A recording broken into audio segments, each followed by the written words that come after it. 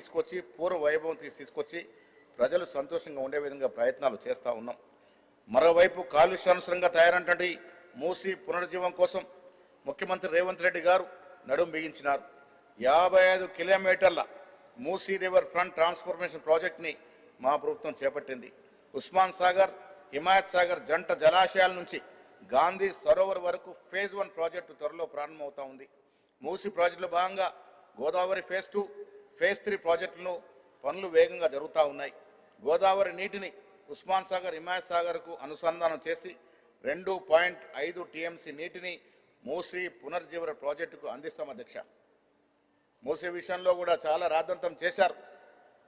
మూసీలు నివసిస్తున్నట్టు బీద ప్రజల గురించి వారి గోడు పట్టట్లే. ఆ గోడున్నట్టు ప్రభుత్వం ఏకంగా వారికి పునరావాసం కలగజేసి మూసీ ప్రక్షాళనకు పూనుకున్నాం అధ్యక్ష. తెలంగాణ ప్రభుత్వం గాంధీ సరోవర్ ప్రాజెక్టును ప్రతిష్టాత్మకంగా చేపట్టింది. మూసీ ఈసా నదుల సంగమం వద్ద మహాత్మా గాంధీ బోధనలే కేంద్రీకృతంగా ప్రపంచ స్థాయి కేంద్రంగా దీన్ని తీర్చిదిద్దాలనుకుంటా ఉన్నాం. దీనిపై ప్రతిపక్షాలు పెద్ద తప్పుడు ప్రచారం చేస్తూ ఉన్నాయి. నిర్వాసులు రెట్టగొచ్చే ప్రయత్నం చేస్తూ ఉన్నాయి.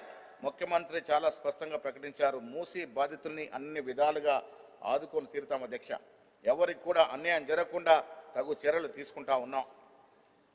మరోవైపు పారిశ్రామికంగా తెలంగాణ ముందుకు తీసుకెళ్లడానికి మా ప్రభుత్వం ముఖ్యమంత్రిగా నడుం బిగించారు. కొడంగల్ ఏరియా ఇండస్ట్రియల్ హబ్గా మారనుంది. జైరాబాద్లోని 3245 ఎకరాల national industrial corridor smart city అభివృద్ధి జరుగుతూ ఉంది. ఎన్ఐసిడిసి, ఎన్ఐసిడిఐటి సంయుక్తంగా ఈ ప్రాజెక్టు చేపడతా ఉన్నాయి.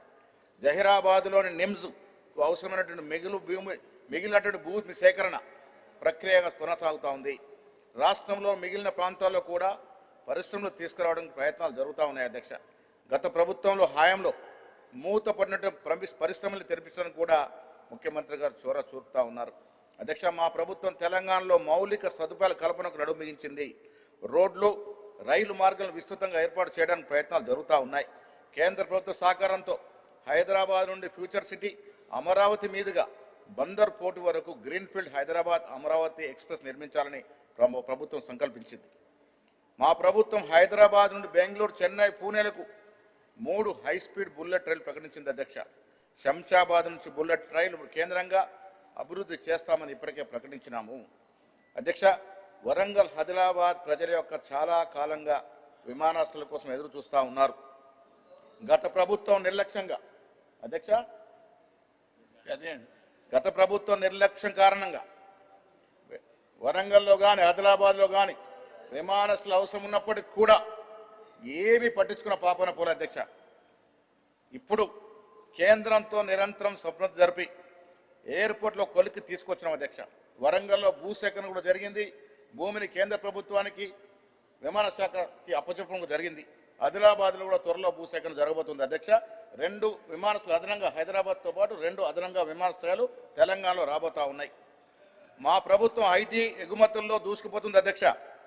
హైదరాబాద్లో మంచి వాతావరణం తయారు చేయడం, శాంతి భద్రత కాపాడడం, ఐటీ పరిశ్రమకు కావాల్సిన ప్రోత్సాహాలు ఇవ్వడం కూడా తెలంగాణ ఐటీ ఎగుమతులు 3.13 లక్షల కోట్లకు చేరుకున్నాయి. 9.39 లక్షల మంది యువకులకు ఐటీ ఉద్యోగాలు వస్తూ ఉన్నాయి అధ్యక్ష. గత ప్రభుత్వంలో ఐటీకి తామే బ్రాండ్ అంబాసిడర్ అని చెప్పుకుని షో చేశారు తప్ప సాధించింది ఏమీ లేదు అధ్యక్ష. రైతుల విషయానికి వచ్చినప్పుడు రైతు అంటేనే కాంగ్రెస్, కాంగ్రెస్ అంటేనే రైతు. వ్యవసాయానికి పట్టుకట్టింది మా పార్టీ. గతంలో దేశవ్యాప్తంగా రుణమాఫీ చేసిన చరిత్ర కూడా కాంగ్రెస్కి ఉంది అధ్యక్ష. 2009-10లో కూడా కొన్ని లక్షల కోట్ల రుణమాఫీ కేంద్ర ప్రభుత్వం ఇచ్చినటువంటి సందర్భం. మా ప్రభుత్వం కూడా 2 లక్షల రూపు రుణమాఫీ ఏకకాలంలో చేసిన చరిత్ర సృష్టించింది. ఏకంగా 20,616 కోట్లని రైతుల ఖాతాలో జమ వేసి దాదాపు 20 లక్షల మంది రైతులకి రుణవిముక్తులు చేసినటువంటి ఘనత మాది అధ్యక్ష. రైతు భరోసా కింద గత వానాకాలంలో 9 రోజుల్లోనే కేవలం 9 రోజుల్లో 9,000 కోట్ల రూపాయలు రైతుల ఖాతాలో వేశాం. ఇదొక చరిత్ర. దేశంలో ఏ ప్రభుత్వం కూడా ఇంత భారీ స్థాయిలో రైతులు ఆదుకున్న దాఖలాలు లేవు. ఈ యాసంగి పంట కోసం కూడా మరోసారి రైతు భరోసా నిధులు విడుదల చేయబోతా ఉన్నాం అధ్యక్ష. 22న రైతుల పండుగ జరుపుకోతా ఉన్నారు. రైతు సదస్సు జరుపుకోతా ఉంది. మా వ్యవసాయ శాఖ మంత్రి గారు ఇక్కడే ఉన్నారు.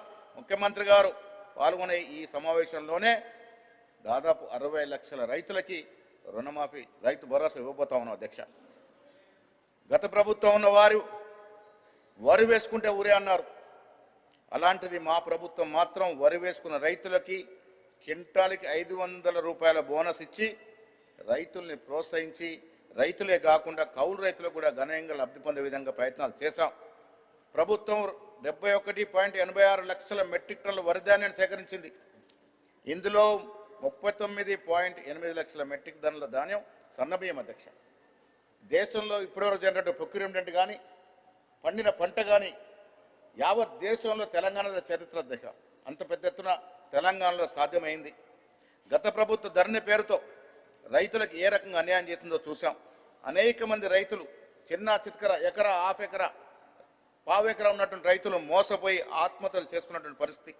ప్రభుత్వ అధికారులు హత్యలు కూడా జరిగాయి, మనం చూసాం. కాంగ్రెస్ అధికారంలోకి వచ్చిన తర్వాత ధరను రద్దు చేస్తాం ప్రకటించాం, రద్దు చేశాం. ఇప్పుడు భూభారత్ తీసుకొచ్చి వారి సమస్యల పరిష్కారం ప్రయత్నం చేస్తూ ఉన్నాం. ప్రత్యేకంగా భూభారత్ వ్యవస్థను తీసుకొచ్చాం. గ్రామ స్థాయిలో భూపాలన బలోపేతం చేయడానికి 5010 గ్రామ పాలన అధికారులు, 5520 లైసెన్స్ పొందినటువంటి సర్వేలతో సహా వివిధ స్థాయికి చెందినటువంటి 8009 మందిని కొత్తగా నిధుల్లోకి తీసుకొచ్చినటువంటి సందర్భం. గత సంవత్సరం 3.76 లక్షల కొత్త పట్టాదారు పాస్బుక్లని మా ప్రభుత్వం జారీ చేసింది అధ్యక్ష. సాగునీటి రంగానికి మా ప్రభుత్వం అత్యంత ప్రాధాన్యత ఇస్తూ ఉంది. గత ప్రభుత్వం కాళేశ్వరం కడితే అది ఏ రకంగా కూలిందో మనం చూసాం. పాలమూరు రంగారెడ్డిని పూర్తిగా నిర్లక్ష్యం చేసినట్టు సందర్భం. అనేక సాగునీటి ప్రాజెక్టులను పట్టించుకోకుండా పెండింగ్లో పెట్టారు. ఎస్ఎల్బీసీని పట్టించుకోలేదు. మా ప్రభుత్వం వచ్చిన తర్వాత ఈ పెండింగ్ ఉన్నటువంటి ఈ ప్రాజెక్ట్ని మళ్ళీ పైకి తీసుకొచ్చిన సందర్భం. ఎస్ఎల్బీసీకి ప్రత్యేకంగా నిధులు ఇచ్చి దాంతోపాటు దేవాదులపై ఇటీవల మా ముఖ్యమంత్రి గారు ఇరిగేషన్ మంత్రిగా సమీక్ష నిర్వహించి దాన్ని కూడా ముందుకు తీసుకెళ్లే ప్రయత్నం చేస్తూ ఉన్నారు. కాళేశ్వరం ప్రాజెక్టు పని చేయకపోయినా తెలంగాణ రైతులు 70 లక్షల మెట్రిక్ టన్నుల వరి ధాన్యాన్ని పండించి దేశంలోనే నంబర్ 1గా నిలిచినటువంటి నంబర్ 1గా చరిత్ర సృష్టించిన సందర్భం అధ్యక్ష. గత ప్రభుత్వం కృష్ణా గోదావరి జలాల వాటాలు రాష్ట్ర ప్రజల్ని గాలికి వదిలేసింది. రాష్ట్రానికి రావాల్సిన 512 టీఎంసీ నీళ్లు మాత్రమే చాలని కేసీఆర్ గారు హరీష్ రావు గారు సంతకాలు పెట్టినట్టు సందర్భం అధ్యక్ష. దానివల్ల మనకు అదనంగా రావాల్సిన వాటాని ఆంధ్రాకి వదిలిపెట్టినట్టు సందర్భం అధ్యక్ష. గత ప్రభుత్వం కనీసం రేషన్ కార్డు 10 ఏళ్ల కాలంలో బీద ప్రజలకు కావాల్సిన ఒక్క రేషన్ కార్డు ఇవ్వలేని పరిస్థితి. మేము మా పార్టీ అధికారంలోకి వచ్చిన తర్వాత ప్రతి పేదవాడికి అర్హత కలిగినటువంటి ప్రతి పేదవాడికి ఇవాళ రేషన్ కార్డు ఇస్తా ఉన్నాం అధ్యక్ష.